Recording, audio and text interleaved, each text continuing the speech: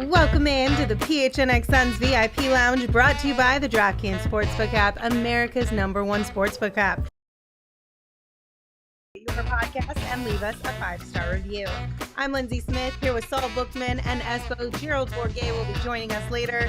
And gentlemen, the Phoenix Suns defeat the Dallas Mavericks 129-109 and now have a 2-0 lead on the series. I was wrong about my draft yesterday and saying the movies that I picked were overrated, but I was not wrong in saying that Luka was, because that guy got cooked. Chris Paul is the best point guard in the NBA. Suck it, Luka. That fourth quarter was so enjoyable to watch, especially after the first three quarters that were just, for the most part, pretty painful. Trash. Not because of our own doing. We'll get into that later. Yeah. But that fourth quarter was so much fun, and thank goodness for it. It was the first time all season that I felt like we were really in the moment. You know what I mean? Like last year kind of came back a little bit. You know, Dan Bickley made a good point today on local radio. He said that Suns fans haven't really felt threatened yet, like they were last year against the Lakers in the first round when we went down, 2-1, and and not that the Suns felt threatened tonight at all, but the Luka angle and how they came back in the fourth quarter in game one, and so maybe we gave them a little bit of ammo for game two, and then you forget, oh yeah, Chris Paul's the GOAT of all point guards. This is just, it was magical. It was fantastic. You're right. That was the first time it felt like it was the playoffs. Yeah. The crowd was intense. We'll get into the refs who were doing ref things. And then that fourth quarter was, oh yeah, the Phoenix Suns have come to play. It's playoff basketball again. And I just, the fourth quarter was so fun.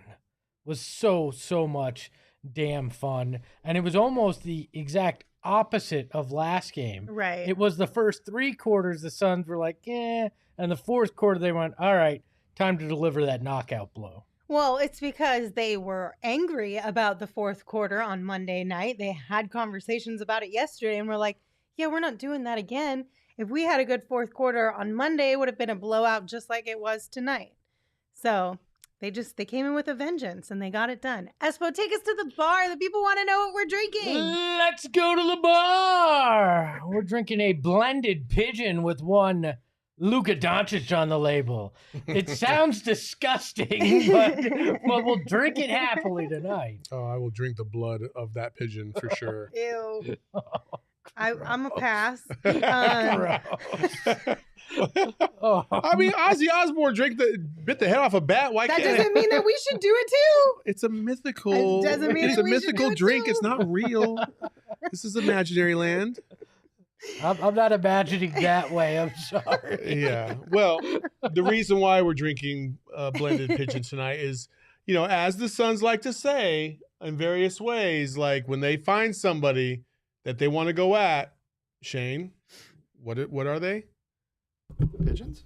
Yeah, where's my picture, Jack? Oh, sorry. I don't know. I thought you were just involving me in the conversation. No, here's your picture, Jack. Hey! Luka Pigeon! Luka Pigeon! There you are, little pigeon! We found you! And Chris Paul absolutely cooked you! The Suns did a brilliant job at just attacking Luka relentlessly. Yeah. They started in the third quarter really hard, finding where he was at and going at him hardcore. And guess what? They found the recipe to slow Luka down because you got to make him work on defense. And they just kept switching and switching and switching. My guy had to go to the back and get an IV or something, or get a shot of Jack or something, just to come back out and get reverberated. And then in the fourth quarter, he got cooked some more. It was beautiful. It was hunting season. Yes. That's for sure. It was hunting season. And it's even more enjoyable because of how much conversation has happened around Luka and this Suns team. And so this was chef's kiss. Mm-hmm. That photo looked like some abomination, like some crazy ass scientist sewed some human head on top of a pigeon. Cooked pigeon, And baby. shaved his head. It's what's for dinner. Yeah. It's so uncomfortable. Oh my God. I'm not even going to lie. So wrong. That photo is so uncomfortable. I'm telling you, when I had the hair on, it looked kind of normal. When you take the hair off, it is terrifying. Oh my gosh. By the way, I forgot to say this all to you, but may the fourth quarter be with you. It is Star Wars Day. It is. You know what? I will give you that one. I feel like May the Fourth be with you jokes are a little tired right now because they're the same ones all the time. Are they, dare I say, overrated? Callback joke. Hey. I think if they have a little bit of variety, I wouldn't be mad at it. So that's why I'll give you May the Fourth Quarter be with you, because it's a little bit of variety. So yes. I'll give you that one. All right, let's give some more flowers to Chris Paul, you guys, because we got to talk more about his performance here in the fourth quarter. So coming into that quarter, he had 14 points. Within that quarter, he got himself another 14 points, and he finished with 28. And the way that he was able to take over this fourth quarter is stuff that we have been privileged enough to watch all season long. But this one felt a little extra special. And I can't put my finger on why. It just did. Did anybody else get that same vibe? It was a little special because there was this crazy narrative that somehow the Mavs could compete at a higher level than I feel like most of us believe they can. And then you have the Luka thing, and Luka gets all the love, and it completely kind of dismisses CP3 and Devin Booker as Luka just being this all everything. And so it's disrespectful. And anytime Suns fans feel disrespected, they come out and they come hard with a vengeance. They do. And they have every right to, because then you hear guys like Reggie Miller all game long fawning all over the Mavs and Luka and what they're doing and blah, blah, blah. And then they get absolutely mollywopped in the fourth quarter. And guess who is quiet? Mollywopped? Reggie. Mollywopped. Oh, mollywopped. What did you think I said? Mollywopped. I'm like, what the hell is that? Is that a Clean out your ears, buddy. new variation? Look, it felt special because he did it to Luka, and he didn't take any shit from anybody. He stared down the Mavs bench when he was doing it. He surgically picked apart their defense and did it fantastically. That's why it felt so damn special, because they felt it was special. You could tell how they were taking it. They had that killer instinct, and it was fun to watch. That was the thing. He just picked Luka apart. Yep. Every step of the way in that fourth quarter. And I'm going to ruin my own screenshot. I don't care, because I think it's apt right now. Steve Jones Jr., if you don't follow him on Twitter, that's a must follow. Like, he just breaks down the game better than most. Him and Nikias do a fantastic job. Steve said in the second quarter, kind of feels like Chris Paul is just assessing the situation and he's taking notes. Yeah. And then at the beginning of the third quarter, he said, see, I really feel like Chris Paul's continuing to take notes. I feel like something's about to happen. Boom. Fourth quarter hits. Chris Paul happens. He absolutely knew where the weakness was, and he absolutely murdered the Dallas Mavericks and Luka because of it. Chris Paul is one of the more cerebral point guards of all time, and tonight was just another clinic in his legacy. It's just fantastic. I mean, Chris Paul, there's not many guys in NBA history where you watch and you're like, God damn, like, that's just so good. It's just so good. And it's so good on so many different levels. And not only is his intelligence beyond everything, the way he sees the court, when he knows how to pick his spots athletically, because he's not the quickest or fastest or can jump the highest. So he needs to, he needs to leverage his body in certain ways, and he does it every single time flawlessly. It's the most incredible thing I think I've ever seen. At least not anymore. He may have been at one point. No, I'm talking about time. now. We're in the current. Because he's going to be 37. Well, he could never Friday. jump out the gym. He's always been kind of a low to the ground kind of guy. I don't think Chris Paul's ever dunked in a game. No, he's admitted he hasn't. Yeah. So. But I think his best play may have been that foul that he drew on, was it Jalen Brunson? Oh, it's beautiful. Where he basically hooked Brunson's arm on his leg. It was like, as soon as Brunson put that arm out, CP3 bent over and grabbed his arm, acting like he was keeping him off of him. And he even picked up his legs, and it was like, it was Jesus. brilliant.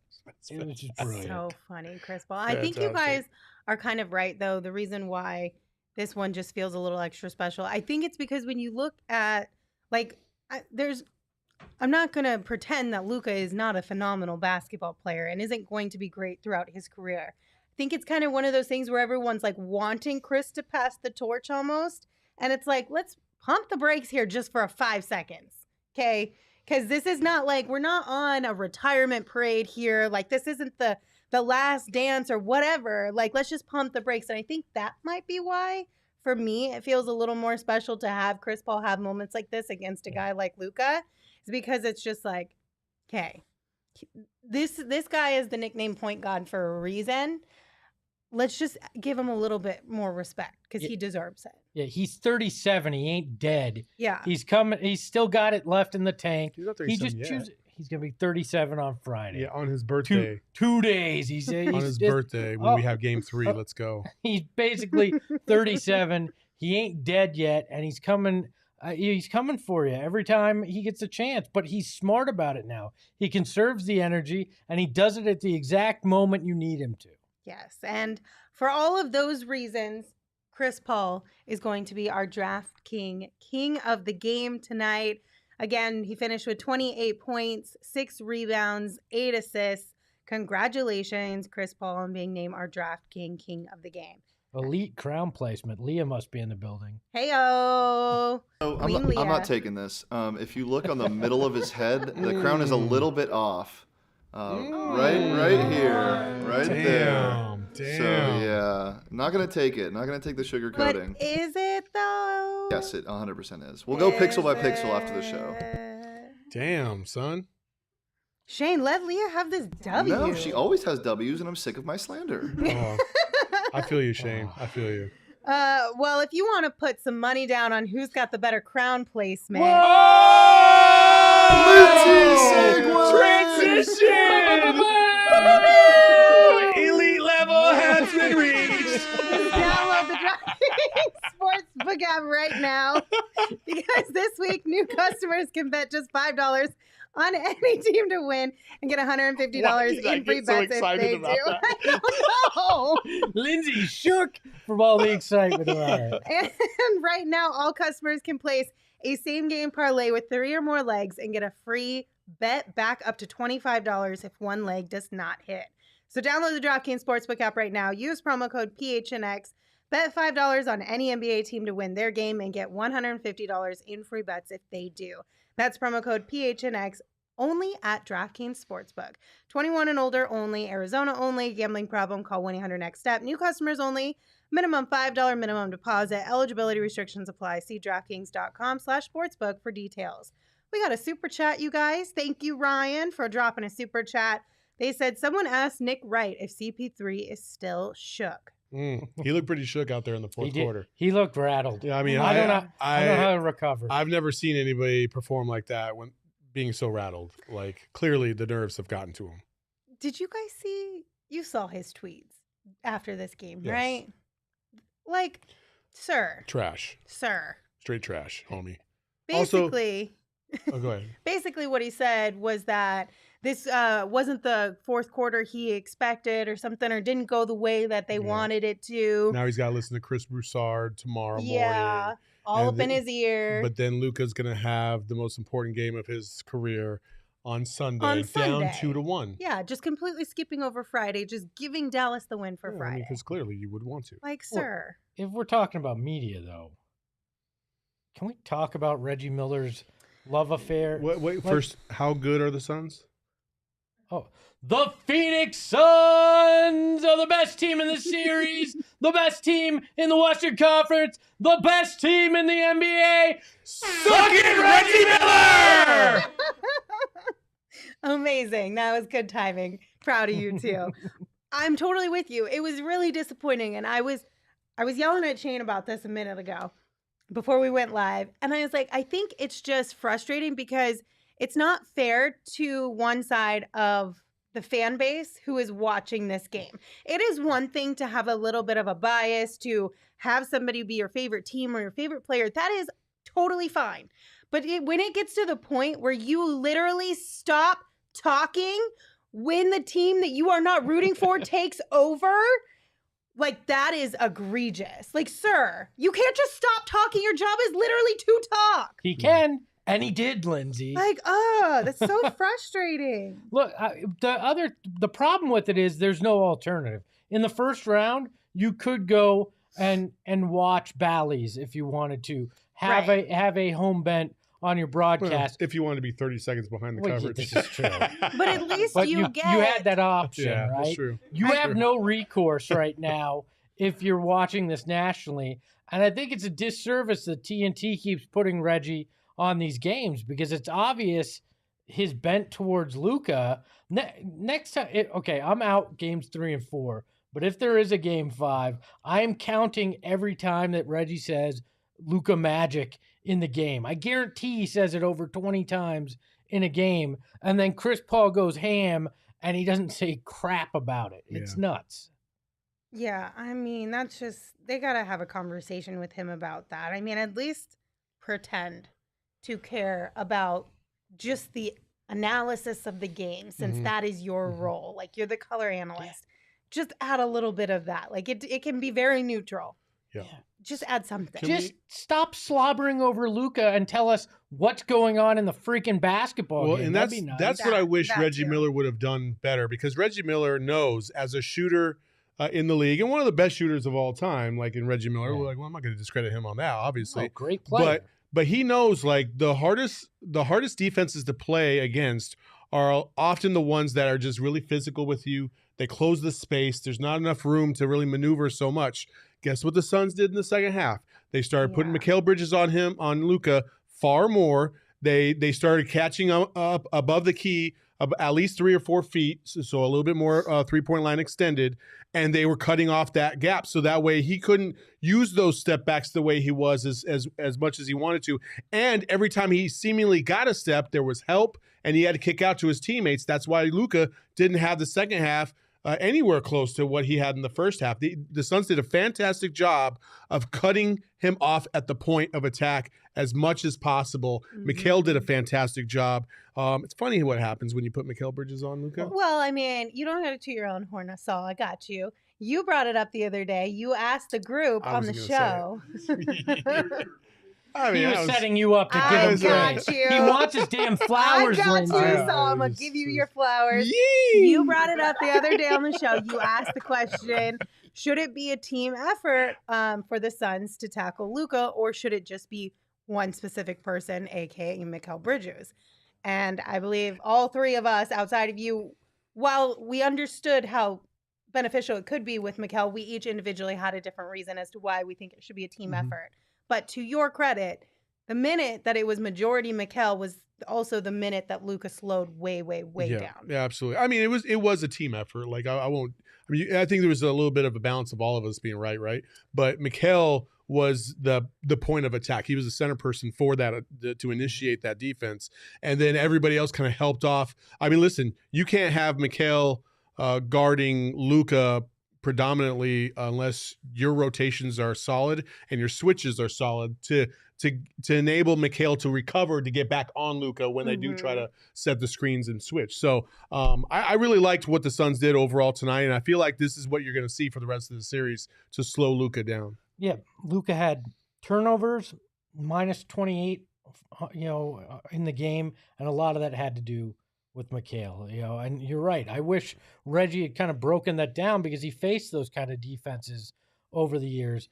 But I also wish Reggie would have broken down what it's like to get hot like that in a fourth quarter. Yeah. That's a perfect analyst to break that down. Reggie knows that so well. He knows what being in the zone like that for Chris Paul is, and we didn't get any of that. I mean, tap into that. I want to know what's the mindset like? How does the rim look at that point? How locked in are you? Do you even notice what's going on around you at that point? There was so much he could have provided, and instead we got nothing out of it. Right. And I think that's the most frustrating part of the whole thing. And Manny hit us with the super chat. Thank you, Manny. Said, I would have paid money if TNT showed that obnoxious Dallas home court cam during the fourth quarter, and Reggie's face.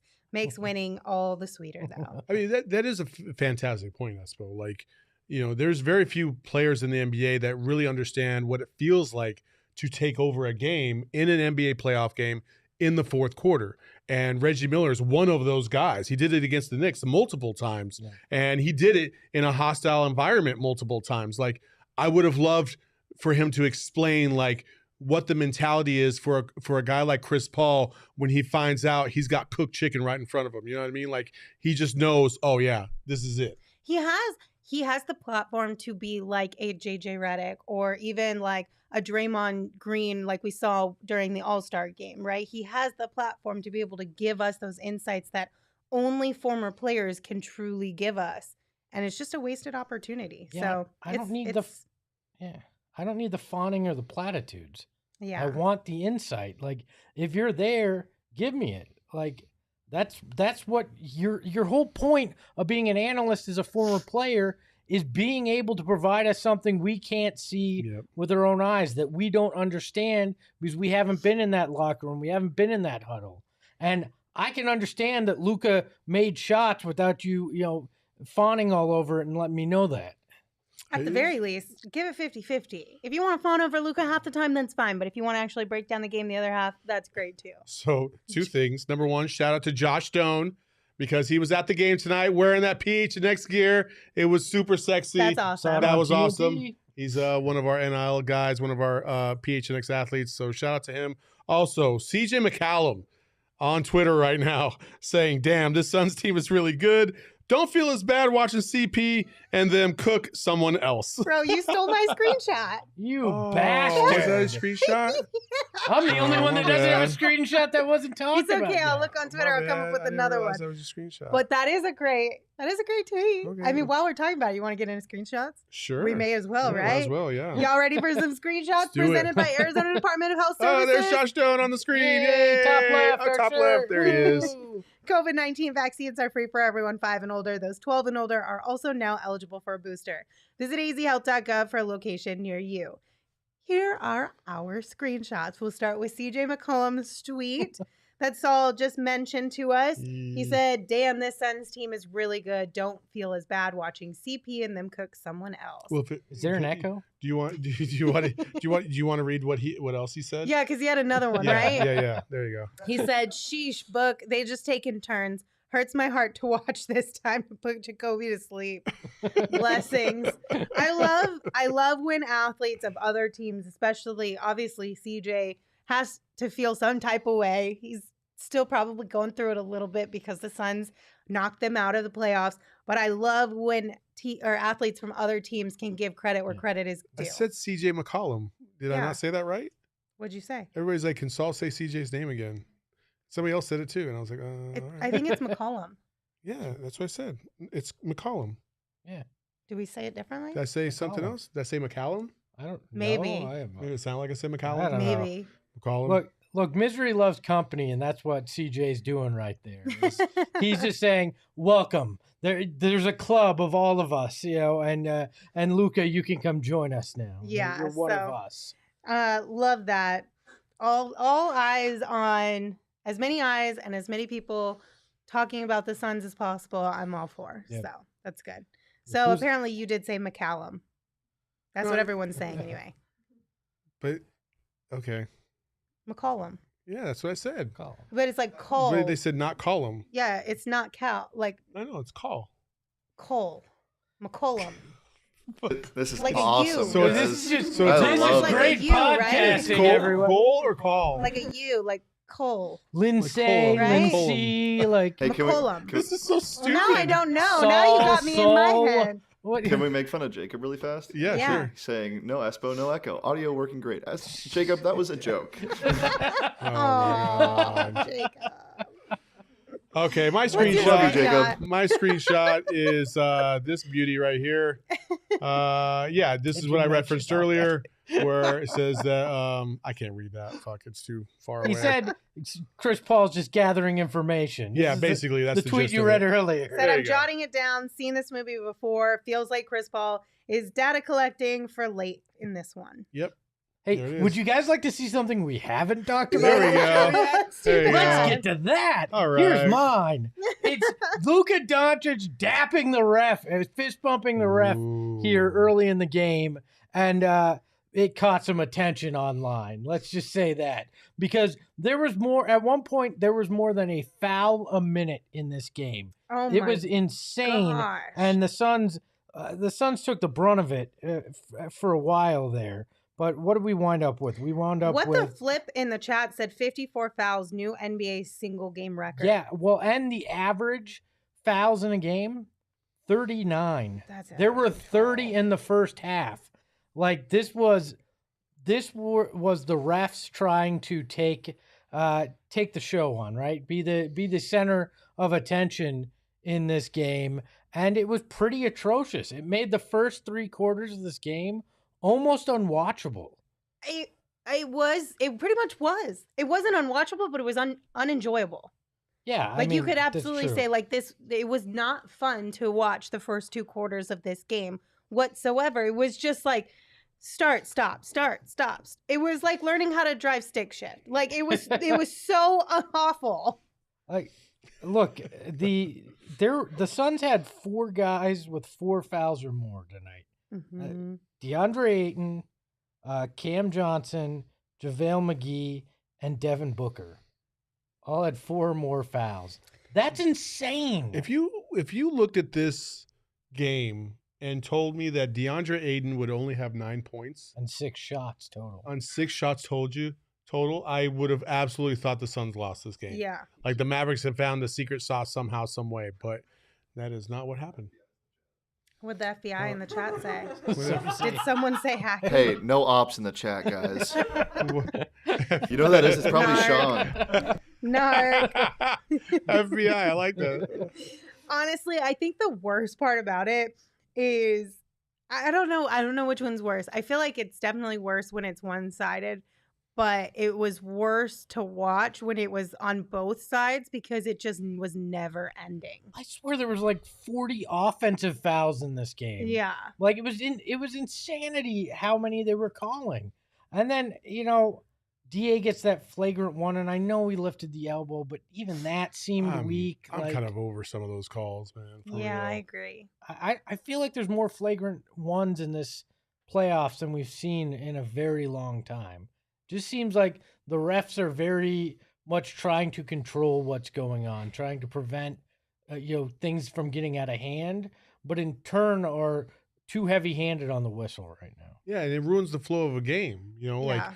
everybody wants to watch a basketball game. Nobody wants to watch whistles every single time you go down the court. And it's just not enjoyable. Like it's not a good viewing experience at all. So like, listen, there were some fouls that were legit, obviously, Yeah. but there was a lot of other ones that were just felt ticky-tacky. Non-playoff basketball of a yes, whistle. very much so. Like Yeah. we're in the playoffs. The refs got to act like it too. I honestly, if the Suns had lost this game, I'm not going to say conspiracy theory, but I would have been like, well, I can see how you felt that way because for a long time, it felt like the refs are purposely trying to keep this game close. And yeah. I'm pretty sure there's Mavs fans saying, look, it was in the bag for the Suns. Look at all the fouls on the other side of things, too. I mean, it was even. It was 28 Suns fouls, 26 Mavs fouls. It was just atrocious across the board. I want to know, though, what was worse, the reffing in this game or the Madison Bumgarner hand massage at the umpire game? Oh, the hand massage. Because they were Hand both massage. fairly atrocious. Hand That- massage. I don't know. The Luka fist bump bothered me a lot, too. Yeah, I don't but know. the hand massage was like, The dude hand wasn't even looking at his massage hand. was really He wasn't even looking at his uncomfortable hand. to He was watch. just like, It made me really uncomfortable for a wide variety of reasons. He looked like the way Reggie Miller looks at Luka. All right. No, I disagree. It was odd. It wasn't even a loving look. It was like I want to like murder you kind of a look. Did nobody else get that vibe? I felt sexual tension. That's what I felt. I thought that he was like it was like, to me it was like an ego check. It was something like that. I don't know. I'm on your side. It had very sinister vibes. There was potential for a smooch for sure. Yeah, I thought it was going to break out. If you haven't seen it, it's on social. You can check it out on our D-backs, our PHNX_D-backs Twitter. Check it out on our TikTok. But that too on our TikTok. But anyway, there was no hand rubbing in the Suns game, so just fist bumping. Fist bumping. Not all, and not babies, but refs and players, fist bumping, awkwardness. But yeah, this I hope we don't get another game like this because it takes the fun out of it. When you have fans from other teams that are still in the playoffs that are not playing tonight tweeting about how bad the officiating is, it's that bad because no other like fan base is going to tweet about something like that to a team they don't have any skin in the game with. Agreed. So they gotta get that figured out. I kind of felt like this was the refs' game of like, this was like their highlight reel. They just wanted to have a little bit of attention on them, a little bit of the limelight, and it's like, yo, that's not the job you signed up for. There were more foul calls in this game than the Mavericks had points in the second half. 54 foul calls, 49 points for the Mavericks in the second half. Yikes. Jesus. Yeah, that's a little brutal. All right, one more time, just a quick reminder, COVID-19 vaccines are free for everyone 5 and older. Those 12 and older are also now eligible for a booster. Visit azhealth.gov for a location near you. What you giggling about, Shane? Nothing. All right. I do want to give some flowers to Bismack Biyombo because we did talk about officiating. We talked about the foul trouble that JaVale and DA found themselves in. Bismack Biyombo was able to come into this game when they needed him and really have a positive impact. He finished with 9 points. He had 3 rebounds and a block, and he was a plus 12 on the game. No, he did a fantastic job off the bench, especially filling in for DA and JaVale, who both, and some of those foul calls were kind of shady. And there was other ones that were legit, but Bismack brought a lot of energy too. And, Bismack was in the game when the Suns, made that initial run. And then just started to pull away, and it's just such a luxury to have 3 bona fide quality big men, especially against a team who has basically no big men to count for. Powell's okay, but other than that, that's about it. Well, Bismack came in and did it on both ends too. Had some impressive dunks, but then had a huge block that was beautiful. I don't remember who on the Mavericks went in. It looked like he was going to get an easy floater. Bismack got that rejection. He played great, but the guy that I really want to shout out is James freaking Jones. Thank you for being a guy who looks at what happened last year and you learned from it. You knew going into this year that depth was key. Not only did you bring in JaVale McGee, but then you decided to bring in Bismack on those 10 days and sign him on New Year's Day. And it paid dividends, and it will continue to pay dividends. You have built this team masterfully, and you deserve all the praise that you get and more because it's necessary. If you don't have this depth, this Suns team would have been in trouble tonight. Instead, it was a position of strength, and it helped you win this game. I agree. A good job, James Jones. And Bismack Biyombo, once again, just really, really happy to see some of these guys deeper on the bench get minutes and take advantage of the opportunity. Tonight was actually kind of interesting as far as like the rotations go. We saw Ish Wainwright get a little bit of playing time out there pretty early. Torrey Craig, of course, saw just a handful of minutes tonight. But I felt like Monty was kind of, what was the tweet? Do you remember the tweet that Gerald sent out earlier about Monty just kind of like seeing what he could get away with here in the first half of this game? Yeah, you could afford to do that against a team like the Mavs. That should tell you that the Suns aren't too concerned about what the Mavs can do. They want to try, they want to throw a few things, see what works, what doesn't work. They want to give the possibly the next team, things to think about when certain players come in or possible lineups that they can go to. It's just they're playing with their food right now. Yeah. It's basically what it feels like. At least in the first half. And then at the end of the game, they're like, okay, let's put this thing away. Yeah. Yeah, I think he used to his advantage that there were the fouls, trouble, and everything. So he's like, I'm going to mess with these lineups, see what we can do, test some defensive things against Luka, and knew that they had this in their back pocket, that next gear.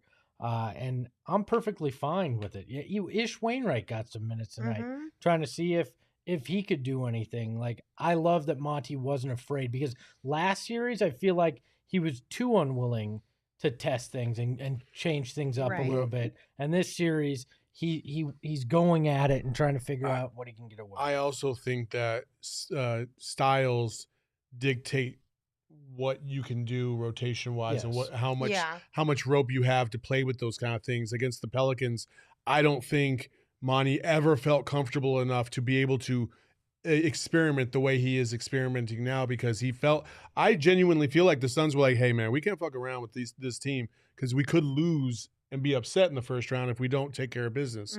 In this round, I don't feel like they feel like the Mavs are as much of a threat.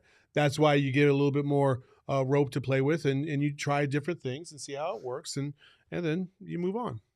Bismack getting some love from Kevin O'Connor. He just tweeted out, well, Bismack and the Suns as a whole, but he said Phoenix has crazy depth. Ayton played 18 minutes with 4 fouls. McGee gets 10 minutes with 5 fouls. You'd think that's bad news. Yet in comes Bismack Biyombo with a plus 12 at 9 points in 18 minutes. He did it all year too. Suns don't run out of good players. And Espo, that goes back to your point of just how well this roster is constructed and how they thought about all the smaller details in things. So yeah, I mean, that position in particular cost them last year in the playoffs by not having that depth, and they went and fortified it. Yeah. I mean, there's no doubt that they did that this year. Okay, so a lot of people in the chat are mentioning that they think Torrey Craig might have gotten hurt there kind of late in the game. Did you guys see that? Yeah, he fell on his shoulder, but it looked like he got up. I think people in the chat are also blaming Marquise Chris for something dirty. Apparently, I didn't see it, but I didn't see it either. Yeah, it was when Torrey Craig jumped. It looked like Marquise Chris kind of raised his shoulder a little bit to like accentuate the fall. That's what people are saying. When I looked at it, it was, it's kind of it looked like it was kind of borderline, but because it's Marquise Chris, that probably doesn't help his cause at all. Right. The Suns fans aren't big fans of him either. My guess is he probably has a stinger because he was messing with his hand. Okay. It looked like, and if you fall like that on his shoulder and your elbow, that can happen. That's probably, I'm not a doctor, obviously. I went to school for 5 years, but it wasn't medical school. So, but that's probably what is going on there. So. Yeah, when Gersh shows up, we'll ask him. Yeah, he's on his way right now. So hopefully nothing too major for Torrey Craig there. Brian in the chat said, can we give a flower to OBJ, the champ carrying us hard? I thought it was pretty cool that he came out rocking a D-Book shirt to the game tonight. What'd you guys think? Fans of that or not? He's a Ram until he's not. So he's not signed with them. I think he's coming to Arizona. It's confirmed. It's official. You heard it here first. You heard it here first on the Suns podcast. Yep. You heard it here first. Yep. Eat that, Johnny Venerable. Right. Are we hitting on Johnny? Okay. Suck it, Johnny. You loser. All right. Do you guys have like a beef that I'm not aware of? Do you not watch them on bed? Not all the time. Literally anything that my name is tied to, Lindsey stays away from. It's crazy. It's not that. I'll watch your ASU show. Bets you watched it one time just because I was playing a prank on him. No, I watched it other times too. I watched the interview with Shane Doan, or not Shane Doan. See, you don't even know what's going on. Well, it's because I worked with Shane, so it comes out naturally. Name Josh dropper. Doan. Hey, Lindsey, you also work with me. So yeah, well, that's another reason Shane is on the top of my head. But I've watched your show. Bets is hard because I don't get it as much, but I watch all of your Bets Explained because I can keep up with those. That's a sore spot. Let's not talk about that. Because they're 2 minutes long. Yeah. I have attention span for that. Hey, Gerald's here. Gerald's here. Thank God. That was getting a little awkward. My name is Gerald. Gerald, welcome. How are you? I am the best. Hi, Gerald. He's Gerald is frozen. Frozen girth. Oh, there we go. There he Hold goes. on. There he goes. Oh, we're Hi, back. Gerald. Hey guys, how's it going? Hi. How's it going, buddy? Pretty good. Pretty good over here. Not a bad night for some Suns basketball, huh? What'd you think of this one? That was kind of exactly what I was expecting, honestly. You know, they had made mention of the fact that they were not happy with the way they closed out in game one, and tonight was exactly the way that I think a lot of people wanted to see them close. And they did a fantastic job sending this series back to Dallas 2-0, putting all the pressure on the road team that to this point looks pretty overmatched in this matchup. Did you have some type of like cooked chicken or bird of some sort as the media pregame meal, or did the Suns have that, especially maybe in the fourth somewhere? Saul's asking, did they go cheap and cook pigeon tonight? No, they had chicken for the pregame meal, but the in-game meal was definitely pigeon for sure. So what did you think about the Suns relentlessly attacking Luka Doncic? Yeah, I think they did exactly what they needed to, because when you've got a guy like Doncic that bears so much of the load on the offensive end and has to do so much, has the ball in his hands so much, you need to make him work defensively. And in the fourth quarter, they turned him into Michael Porter Jr. You know, he looked tired in the third. They did.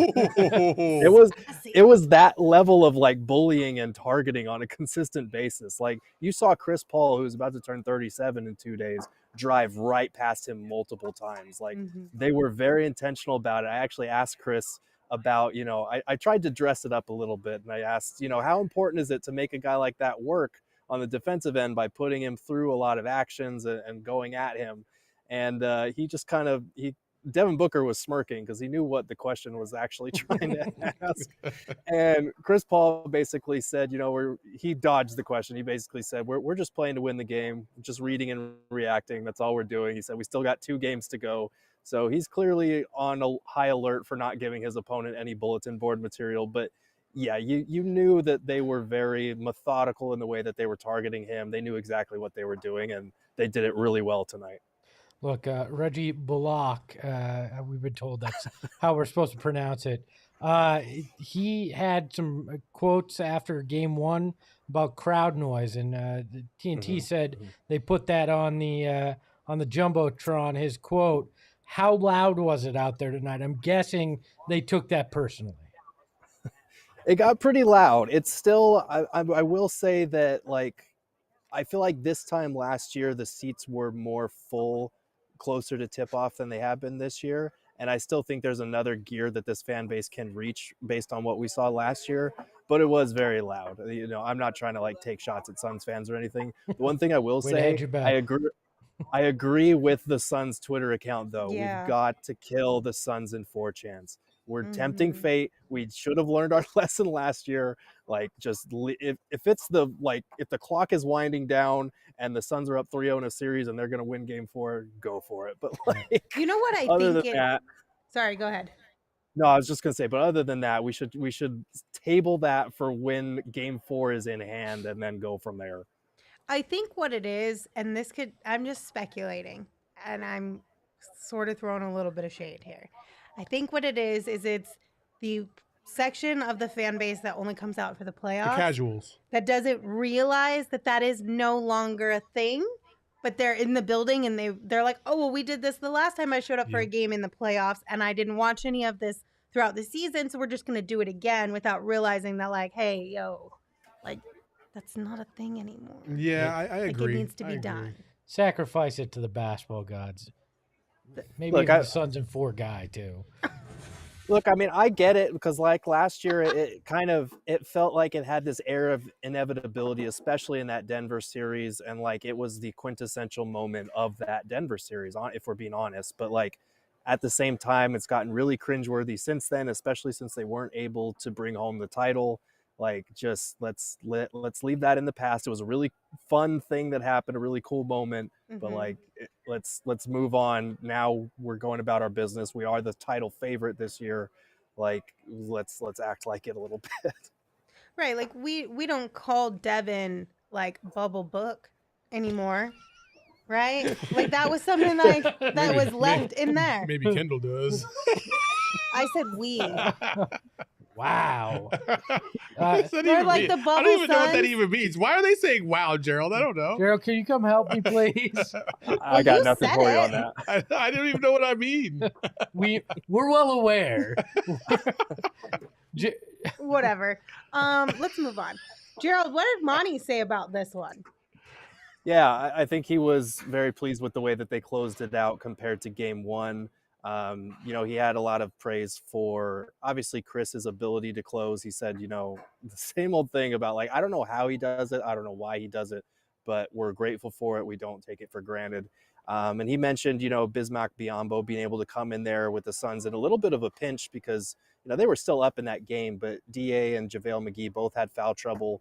And his big thing after the game was just the mental toughness of this team, because those first 3 quarters or so were really disjointed with all the foul calls. Like I thought we were going to be here till midnight. I think through 3 quarters, there were 43 foul calls, which is insane. And it's kind of atrocious and a disgrace to the NBA product. That should be fun come playoff time. Nobody came here to see Tony Brothers blow the whistle 51 times. Shoot. But he did think that the Suns did a really good job. And this is a team that, they have gotten caught up in foul calls in the past, but they did a really good job persevering through that and persevering through Luka Doncic's really strong first half and the way the Mavs were hitting shots. I think they were 10 for 20 from 3 at halftime. So he was really just impressed the way that they stuck with it. They didn't get deterred, and they really responded in that second half. I think they outscored them 40-26 in the fourth quarter. I think they shot 84% in that quarter, but he really liked the defense as well, the way that they stepped up and the way that Mikal Bridges in that second half fought through all those screens and made life difficult for Luka. Gerald, I know life on the road is a little bit different, and the Mavs fans could probably feel, they could probably sense the Suns fans, and they probably are sick of Suns fans, so they're probably going to have their own juice come Friday. What are you expecting to see on Friday? And do the Mavs have enough adjustments anywhere to be able to at least pull a game out of this series? Yeah, I don't know about in terms of adjustments. I mean, like we talked about it after game one, they could try going with Finney-Smith at the 5, and I think we might have seen that maybe more tonight if he hadn't gotten in foul trouble. But this is tough because Dwight Powell is basically like unplayable.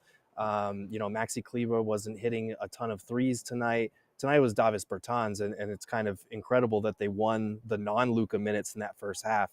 But it's really tough to see in terms of adjustments where they go because they need to find a way to spread the ball around and not let Luka get so tired, because by the second, third quarter, he was already looking gassed. So by the time the fourth rolled around, he was wearing concrete shoes out there, and they can't afford that in this series like this. You have to be basically perfect to beat this Suns team. They're not getting enough from the other guys, and they're also not spreading the wealth enough for those other guys to contribute. So I'm sensing it's going to be a very desperate playoff crowd in Dallas. They've been very loud there this postseason. They know that if they lose game 3, this is probably going to be a sweep. And even if they win game 3, it still feels like Suns in 5. But role players play better at home than they do on the road. So that'll be one possible contingency factor. I just feel like the Suns are hands down the better team and a really good matchup for the Mavs. Hey, did you get any sense of why Luka went at that fan? I don't know if you saw that. Yeah, we hadn't talked about that at all. He went back to the tunnel, and as he was going, he came back at a Suns fan and looked like security had to hold him back a bit. I mean, did you hear anything about that? No, I did. So I was confused what was going on because at that point I was looking down to tweet something out and I heard like the commotion from the Suns tunnel, and I was looking up and he was walking towards the tunnel. And it did seem like multiple fans noticed that and started, booing him or jeering him or whatever. I don't know what the fans said, and you can't really tell from the videos that are circulating on Twitter right now. All I'll say about that is like it's totally fine to boo. It's totally fine to, talk trash to players, but like there's a certain line that you need to be careful of crossing, especially for courtside fans. And we've talked about this before. These are human beings at the end of the day. They are people, like we should treat them as such, even in a highly competitive playoff series that I'm sure feels good to Suns fans going against this particular guy. Like, let's at least just keep it classy. Like, you can boo, do whatever you want. I don't know what was said. We don't know if Luka overreacted or if the fan said something that crossed the line. But just if you're going to games, be careful with that, because at the end of the day, we're all human beings and this is just a game. Gerald, can I try a few at you and you tell me if they're over the line? Oh, I'm already worried, but sure. Why not? Luka, you get favorable calls from the refs. I think that's okay. I think that's fine. Luka, your mom's hot. Is that one all right? I don't know if that's factually accurate. Is that true? It is factually accurate. Is she really hot? Yes. Is she is? Yeah. Yes. How have you not? No. Do I have to look this up right now? It was like a whole thing when he was drafted. You all don't remember this? I think the fact that it's factually true makes it a little bit better of an insult, actually, or a jeer, if you will. But how about Luka? Go get your significant other, Reggie. He's annoying the shit out of us. Okay, that's kind of funny. Yeah, you could go with that too. Okay. All right. Well, then I'm good if I go to a game. Now that you guys have a little bit of an idea of what you can get away with, just know that that's the line. Espo has set the line for you guys. Thank you, Gerald. I appreciate you helping me understand the line. Well, Allie LaForce did say on the broadcast that Luka and those fans courtside have been going back and forth since like the start of the second quarter. Mm-hmm. So it was pretty consistent all game long. And like you said, Gerald, it's fine to, and players have come out and said, like, it's cool, it's fun sometimes. If you're clever, you're creative with it. But there is a line. You have to understand that these are human beings, and respect needs to be given for the sake of that. For sure. I also think that the refs kind of didn't help calm things down because they were making so many calls that were just atrocious on both sides, to be honest. It wasn't just one way, but fans get frustrated just like players do. And, you know, and sometimes when you're Luka and you have a tendency to flop to try and draw calls, that just kind of, you know, incites the flame a little bit and or stokes the flame a little bit. And so it's not an excuse for Suns fans at all. Like, you still got to be respectful of these players, but at the same time, I can understand why a shouting match might occur. Yeah. By the way, Gerald, you've been overruled. Mrs. Espo just texted and said, I can't say that second one I said. So just so you're aware. I think that's fair game for anybody in the chat. You can grab that one since Espo can no longer have dibs on it. Gerald, anything else that stood out to you tonight, either from just watching the game or talking with Monty and the players? Yeah, two things off the top of my head. Chris Paul mentioned there was that stretch. I think it was the beginning or it was midway through the fourth quarter when Chris Paul came out. And I think Book hit like 3 straight threes. Chris Paul said, you know, I played around a lot of good shooters in my day, but nothing like that in terms of Book. And I know he's not just talking about him as a 3-point shooter, but just his ability to want to take those big shots and knock them down and get in that zone like that. And this is a guy who played with James Harden. So a little bit of James Harden shade, obviously, but that is pretty cool to hear someone like Chris Paul say about Devin Booker. And then the other thing was the guys were pretty complimentary of the job that Jay Crowder did, because I feel like his first half kind of got lost in all this. He was the Suns' leading scorer at one point. He's been hitting shots in this series. And Monty said, you know, it's not just the shots. Like, it's obviously good to see a guy who puts in the work start hitting these shots and see those fall in this series. But he's been doing so much more, especially with the way that he's driving. There were a couple of drives where he just drove right past Luka Doncic and something good happened. I think he had 3 assists and he was providing them with a couple of second chance opportunities. I think he had 7 rebounds tonight. So Jay Crowder is a guy that they always talk about how he does those little things that don't really get noticed. And I think tonight was kind of a good example of that, even with the shots falling too. 2 questions for you. Number 1, how's Torrey Craig? I think he's fine. It did look like, because he went to challenge that Marquise Chris shot, and Marquise kind of put his butt into him a little bit, and Torrey fell over the top of him, and that landing looked like it hurt. It looked like he was wincing there, and he kind of kept his head down while he was at the free throw line, but I think he's good to go. We can probably get an update in practice tomorrow or before Game 3. Okay, and then second, along the lines of what Espo just said, is this disrespectful? Shane, throw it up there, please. Yeah, hold up. Sorry, give us 1 second. There you go.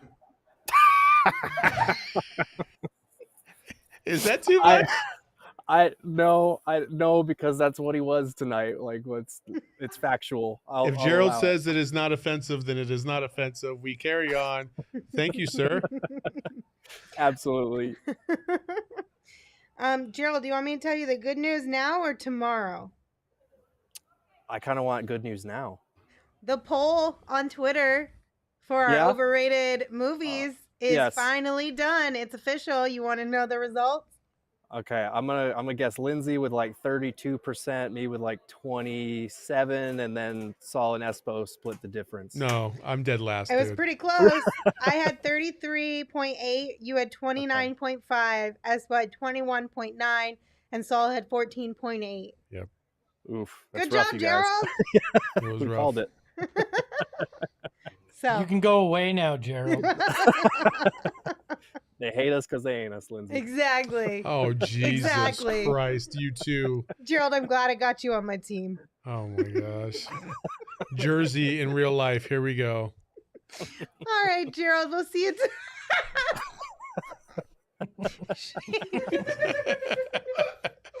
Shane just moves Gerald's head on top of Saul's on the video chat. So quite hilarious there.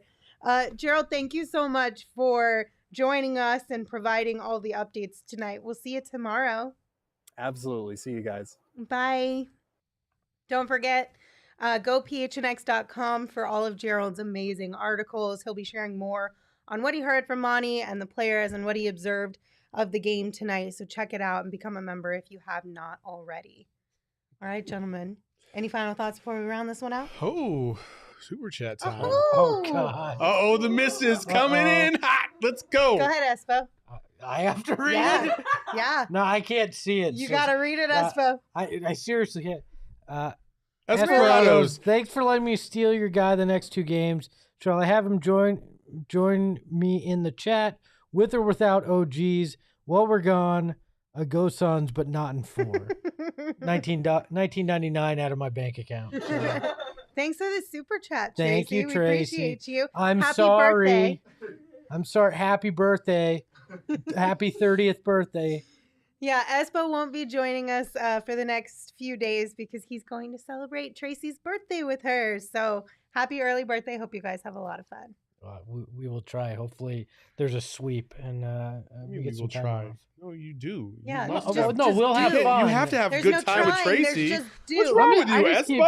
I just keep stepping it. We're gonna have a great time. I'll try to have a good time with my wife. You guys at her birthday party. Lindsey, I'm sorry that I'm leaving you with Saul, but it's Don't much more apologize important. to me. Apologize to your wife. I'm in trouble anyways. I'm sleeping in the car in the garage. Oh, I love how the chat's sending all kinds of birthday love. That's fun.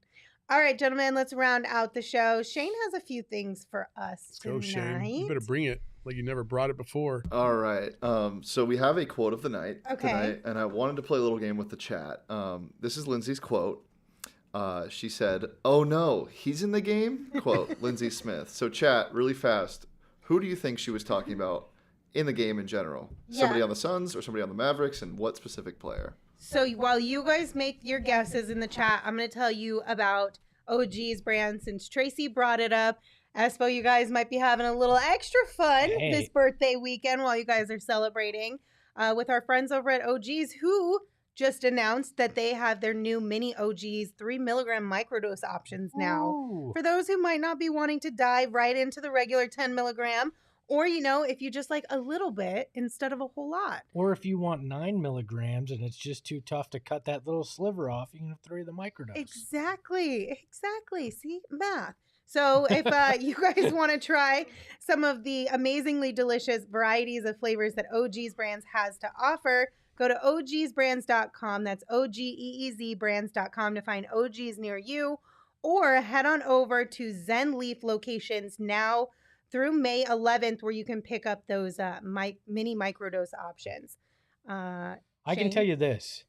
I'll give the missus a shout out here. We took our OG's gummies, the creamsicle, orange creamsicle, spectacular, and I got the munchies. I know that's a surprise, and she made some excellent grilled cheese over your eyes. So thank you. That's positive though that you got the grilled cheese down. We don't call it high. We call it just in the zone. Why? I was Chris Paulin' it in the fourth quarter. I was in the zone. All right. Okay, there you go. All right, so we have a lot of Marquise Chris's, but none of the right answer, surprisingly. Lindsey was talking about Davis Bertans tonight and was afraid that he was in the game, and it actually proved to be a little scary. Well, it was because he was already in the game. It was like midway through the first yeah, quarter. first quarter, like hella wait. fast, because everybody was fouling out, like or fouling at a high clip. Yeah, I was very surprised. But then he I'm did not come even in gonna and lie. hit a lot of threes. So. He did. But I was very surprised because all of the pre-series previews information I saw on Twitter and the tweets and everything were saying that if there was a pigeon, it would be him. So that's why I was just really surprised. Game 2, first quarter, that he was already in there. So is that the whole producer surprise? no. Oh, No. Okay. Espo's like, this was a letdown. This sucked. Espo is still in the zone. Yeah, come on. All right, so, well, here. We've got to throw up the graphic for the people. Producer surprise. That's me. Look at me. Yay. So, it's my least favorite day of the year. It's May 4th, and I hate it. It's so annoying. Tochi tried to do it on our ASU show today. I'm just not a fan. But in honor of May 4th, Star Wars, massive universe, massive thing. What fictional universe would you like to be in, like from a book or from a movie, and which one would you try to stay away from? Ooh. Okay, so which fictional place would I want to be in, and which one would I want to not be in? Jesus. For me, the one I wouldn't want to be in is Ready Player One or Ready Player Two. Oh, but that's fun though. That universe, that's like it's dystopian until in the second book it gets weird too. Like, no, I'm good. I'm good without. Am I thinking of the wrong movie? That's the one where what's his face plays the video games to win, right? Yeah, but they're like, it's a jacked up world that they live in. It's like really messed up. No thank you. Oh, maybe I wasn't aware of that. For me, it would be I don't want to be an Avatar. Because I would die day one in Avatar. I know I would. I'd step on some stupid ass plant that had some crazy ass freaking poison in it, and I'd be done. Out. Just like that. Hunger Games came up with a chat. What is HOTH? Is what? Alex said say HOTH. It's What's that? a planet in Star Wars. Oh.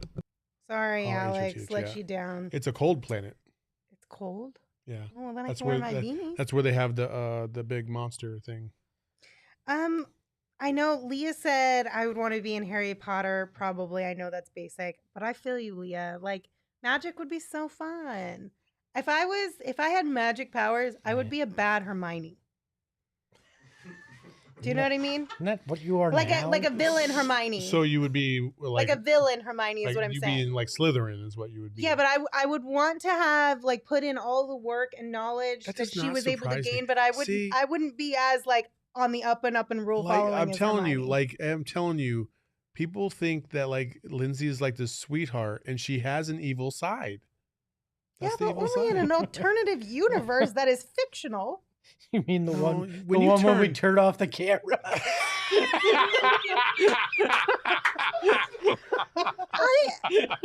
Espo.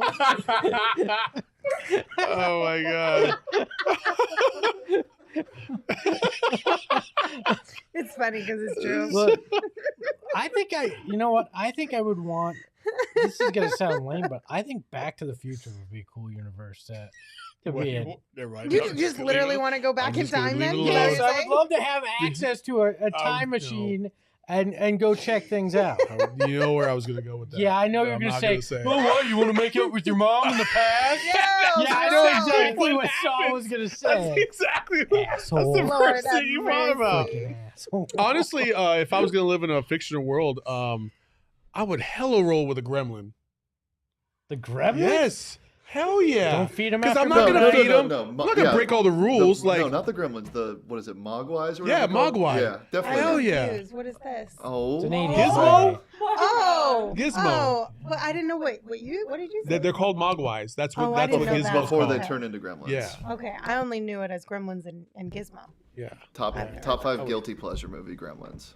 Dude. Okay, so where do you not want to be? I don't want to be an Avatar. And you don't want to be where? Oh, in Ready Player One? Yeah. I don't know where I don't want to be. Somebody suggested Free Guy as a place to be. You ever see that movie with Ryan Reynolds? No. He basically is one of the extras in a video game. Oh, that's fun. I was like, yeah, that actually sounds like it'd be fun. I thought of a better one than Harry Potter. I want to be in the movie. I know this is different, but I'm just going to pretend it's part of that. Bill and Ted's Most Excellent Adventure and do the history thing. How fun would that be? You just want a time machine. You stole my answer. Yeah, but to hang out with those two dudes In a while phone in the booth? time machine. It's all would be well and fun. good when you're two white guys, but I don't want to go back and travel at all. Not even a little bit. Sorry. Don't Not read the happening. chat. Nope. my I don't want to go to the God. past. I can barely stand the future. Nope. What's yours, Shane? If I have the ability, it would be Naruto would be my go-to because that would just be so fun to be a ninja and Okay. like run on trees. And where I wouldn't want to be is Waterworld because that would be terrifying. Oh, that's a good one. And my life would be very long, much like the movie. That's a good one. Too long, some Or might say. Dune. Ooh, Pan's Labyrinth. Oh, that's a good one. Pan's No Labyrinth. way. If you haven't seen Pan's Nope. Labyrinth, watch that movie tonight. Nope. Such a banger. I haven't seen that. I would act. You know what? I'd love to hang out with Sven and Olaf and the crew in Frozen. I think they could be entertaining.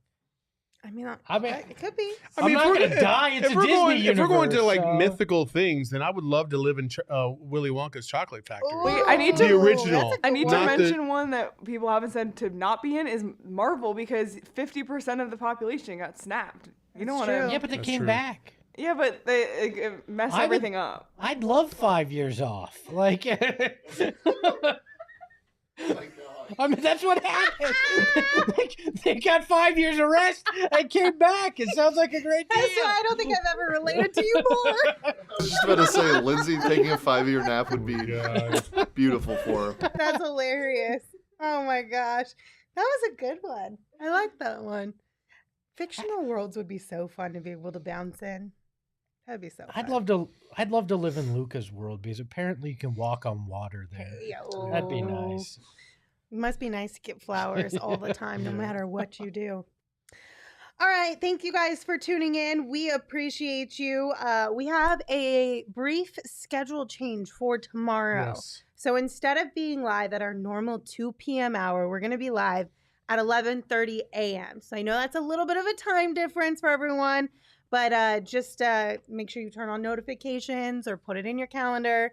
11:30 a.m. tomorrow, we will be live on our YouTube channel. So come hang out with us then. We don't know what the hell we're going to talk about, but we'll be back in about 12 hours. Yeah. So- And then also on Friday, don't forget, come hang out with us at the Ainsworth. It's going to be a fantastic time. It'll be Lindsay, myself, and all of you. And maybe we'll have a special guest out of the crowd to come join us on the show for a few minutes because we don't have a third person today. So let's do it. JU in the chat is asking if we can explain what a pigeon is. Jay Crowder in round 1 said when they switch defensive or offensively, when they get a switch and they get the defender they want to go at, that guy's known as a pigeon. Yeah. So they're that's also why. known as something else. Do you want to say it? No. That was Oh, that was just the spot. That was the just spot on the Never top mind, of the never key. mind. No, I'm not Never saying. mind. Yep. Yeah. That's it. That's it. Okay. We'll see you tomorrow at 11:30. Until then, you can follow me on Twitter at Lindsey Smith AZ. You can follow Saul at Saul_Bookman. You can follow Gerald at Gerald Bourget. And of course, you can follow Espo at Espo. Espo, take us out. Help us. The cameras are going off, and that means the other Lindsay comes out. Ahoy, hoy. No plan B, always on the job. My team move like the mob, turn the beat on. I throw it down like DA on the lot. Best combo since KJ, Marley, and Charles. If you squat, just sitting on the chat, get involved. Rhymes say it's got flavor. Known to shine greater, glide like Tom Chambers in Bulls versus Lakers. Off that pick.